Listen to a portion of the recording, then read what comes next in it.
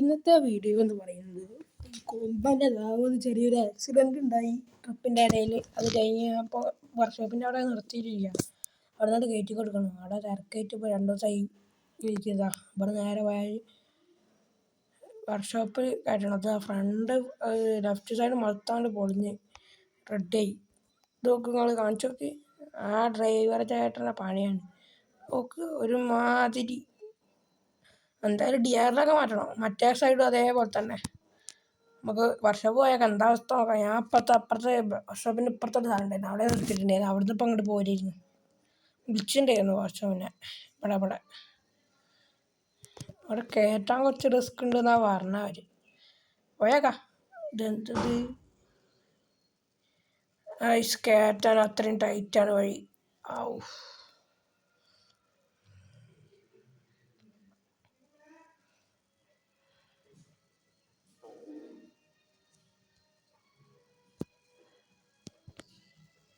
അന്നെ ഇവിടെ ഇട്ട് കൊടുക്കാതെന്ന് പറഞ്ഞാൽ നമുക്ക് ഇവിടെ ഇട്ടിട്ട് പോവാം.